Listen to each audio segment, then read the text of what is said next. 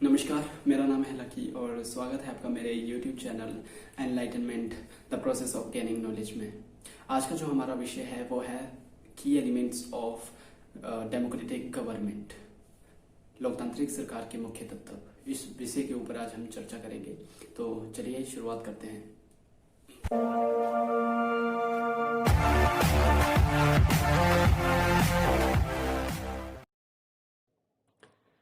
आज का जो हमारा विषय है वो साउथ अफ्रीका को लेकर है। साउथ अफ्रीका में जैसे पहले काफ़ी अलग अलग तरह के लोग रहते थे, उसी के ऊपर आज हम चर्चा करेंगे और हम जानेंगे कि अगर किसी देश में डेमोक्रेसी अगर नहीं है तो उस देश के लोगों पे किस तरह का अत्याचार हो सकता है। वो चीज़ इस लेसन में बताई गई है और उसी के ऊपर आज हम चर्चा करेंगे। यहाँ पे बताया गया है कि साउथ अफ्रीका में पहले काफ़ी अलग अलग तरह के लोग रहते थे। ब्लैक पीपल जो वहीं से बिलोंग करते थे, गोरे लोग जो वहाँ पे रहने के लिए आए थे, और कुछ इंडियन भारतीय लोग जो वहाँ पे एज अ लेबरर्स और ट्रेडर्स का काम करते थे। यहाँ पे ये बताया गया है कि दक्षिण अफ्रीका की जो वहाँ की जो ये प्रजातियाँ हैं, ये काफ़ी अलग अलग समूहों में बंटी हुई थी। वहाँ के कानून के मुताबिक जो प्रजातियाँ थी वो एक दूसरे से संबंध बनाने की इजाज़त नहीं थी उनके लिए, और वहाँ की जो प्रजातियाँ थी, उनके जो लोग थे, ना तो वो एक दूसरे के पास रह सकते थे और ना ही आम सुविधाओं का इस्तेमाल कर सकते थे। आम सुविधाएं कैसे हो सकती हैं, जैसे कि आप हॉस्पिटल, बस स्टॉप, यहाँ पे दिखाया भी गया है कि जो साउथ अफ्रीका के लोग थे उनके लिए अलग अलग तरह की सुविधाएं थी। जो श्वेत लोग थे, गोरे लोग थे, उनके लिए हॉस्पिटल्स अलग थे, बसेस अलग थी, बस स्टॉप्स अलग थे। जो गोरे लोग थे उनको वोट देने का भी अधिकार था, और उनके लिए जो ज़मीन होती थी वो काफ़ी अच्छी होती थी। उनकी जो ज़मीन होती थी वो काफ़ी अच्छी होती थी, जबकि जो ब्लैक पीपल थे उनके लिए जो बची खुची ज़मीन होती थी, बहुत ही वर्स्ट लैंड जिसे हम कह सकते हैं, वो उनके लिए छोड़ा जाता था। उनके लिए कोई सुविधाएं नहीं होती थी, ना तो बसों में कोई सुविधाएं होती थी। उनकी जो गोरे लोगों की जो एम्बुलेंस होती थी उसमें वो सारी सुविधाओं से भरी हुई होती थी, जबकि जो अश्वेत लोग थे उनके लिए जो एम्बुलेंस होती थी उनमें कोई सुविधा नहीं होती थी, उनके हॉस्पिटल में कोई सुविधा नहीं होती थी, और जो अश्वेत लोग थे उनको ना ही वोट देने का अधिकार था। तो यहाँ पे ये चीज़ बताई गई है। यहाँ पे एक और बात बताई गई है, एक लड़के के बारे में बताया गया है जो प्रोटेस्ट कर रहा होता है अपनी भाषा को लेकर।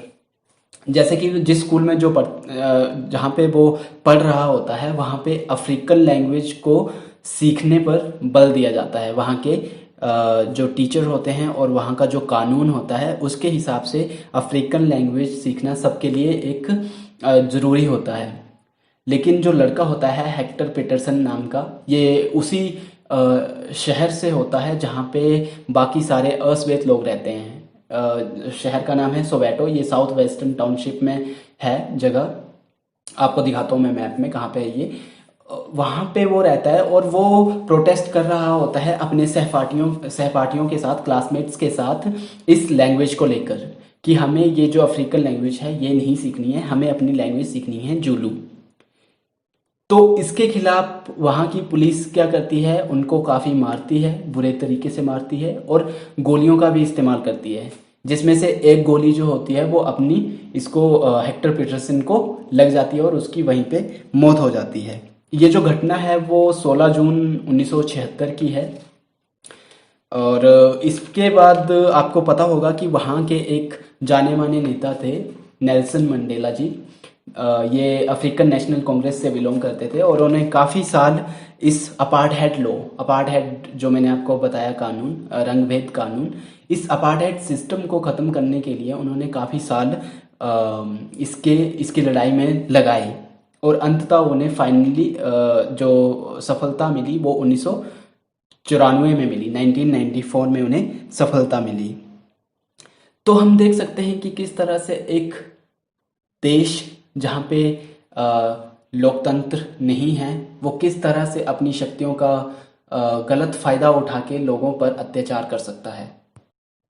तो इसलिए हम देख सकते हैं कि एक लोकतांत्रिक देश में हमारा रहने का हमारे लिए उसका क्या मतलब है। लोकतांत्रिक देश हमारे लिए क्यों ज़रूरी है, Y democracy important for us. क्योंकि अगर आप उस देश में रह रहे हो जहाँ पे लोकतंत्र है, डेमोक्रेसी है, वहाँ पे आप अपने जो आपके जो एक्सप्रेशन हैं उनको किसी भी तरीके से, किसी भी व्यूज़ से आप सरकार के खिलाफ प्रोटेस्ट कर सकते हो, कोई भी एक्शन ले सकते हो। अगर आपको लगता है कि आपकी जो सरकार है वो गलत कदम उठा रही है तो उसके खिलाफ आप प्रोटेस्ट कर सकते हो। ये प्रोटेस्ट हो सकते हैं किसी भी हिसाब से, जैसे धरना, रैलीज, स्ट्राइक, ठीक है, और कैंपेन एट्सेट्रा। ये सारे इस तरह के प्रोटेस्ट आप ले सकते हो। क्योंकि एक लोकतांत्रिक सरकार का हमारे लिए मतलब क्या है, उसके जो तत्व हैं हमारे लिए, मुख्य तत्व वो क्या हैं। अगर मैं आपको एक उदाहरण दूं, हमारी सोसाइटी में काफ़ी ज़्यादा कॉन्फ्लिक्ट होते रहते हैं, ठीक है, वायलेंस होता रहता है। अगर हम इस रेसेस को लेकर देखें तो, कास्ट को लेकर देखें तो, और भी कई तरह के लड़ाई वगैरह हमारे देश में होती रहती है। अगर हमारा देश डेमोक्रेटिक है, उसमें डेमोक्रेसी है अच्छे से, तो वहाँ की सरकार का दायित्व है कि वो अपने देश के लड़ाई झगड़ों को रिसॉल्व करे, उनका कोई ना कोई सॉल्यूशन निकाले। वैसे ही यहाँ पे एक डिस्प्यूट बताया गया है इस लेसन के थ्रू, कावेरी जल विवाद। आप सभी ने सुना होगा इसके बारे में। इसमें पानी को लेकर विवाद है कर्नाटक और तमिलनाडु के बीच। क्योंकि हमारी जो लड़ाई होती है वो किसी को भी लेकर हो सकती है, चाहे वो छोटी सी ज़मीन को लेकर हो सकती है, पानी को लेकर लड़ाई हो सकती है। और वहीं पे ये बताया गया है कि किस तरह पानी का विवाद, अगर हम उसको सही तरीके से सॉल्व नहीं करते तो किस तरह वो लड़ाई का कारण बनती है। जैसे कि कावेरी जल विवाद में बताया गया है कि वहाँ पे एक कर्नाटक में अगर हम देखें तो कृष्णा राज सागर बांध है, जो कि कावेरी नदी के ऊपरी छोर पर है। और वहीं पे तमिलनाडु में एक डैम है, बांध है, जो मेटूर के नाम से जाना जाता है, और वो कावेरी नदी के निचले छोर पर है। अब यहाँ पे कॉन्फ्लिक्ट है, जो लड़ाई है वो इस बात की है कि जैसे अगर आप कृष्णा राजा सागर जो बांध है कर्नाटक में, वहाँ पे पानी पहले भरता है उस डैम में, जबकि मेटूर में कृष्णा राज सागर बांध के भरने के बाद मेटूर में पानी आता है। तो दोनों राज्यों में पानी की बहुत ज़्यादा ज़रूरत है सिंचाई के लिए, खेतों के लिए। तो अगर वहाँ पे पानी अगर दोनों जगह बराबर नहीं पहुँचता है तो वो एक लड़ाई का कारण बन जाता है उनके लिए। तो वहाँ की जो सरकार है वो, उनका दायित्व है कि वो इस कॉन्फ्लिक्ट को किस हिसाब से सुलझाए, किस हिसाब से इस लड़ाई को उसका सॉल्यूशन निकाले। ये उस सरकार का दायित्व है। तो यही चीज़ हम सीखते हैं कि अगर आपकी सरकार जो है, हमारी सरकार जो है, वो एक डेमोक्रेटिक गवर्नमेंट है, तो पूरी रिस्पॉन्सिबिलिटी उस सरकार की हो जाती है किसी भी डिस्प्यूट को सॉल्व करने के लिए। क्योंकि उनकी कुछ कमिटमेंट होती है इक्वालिटी और जस्टिस के खिलाफ। क्योंकि समानता और न्याय जो है वो हमेशा हमें साथ में लेकर चलना पड़ता है, हम इसको अलग अलग लेके नहीं चल सकते। अगर समानता और न्याय दोनों साथ में है तभी हमारा जो देश है वो उस रास्ते पर चल सकता है, जो कि जिस रास्ते पे, जो रास्ता हमें लगता है कि ये सही है।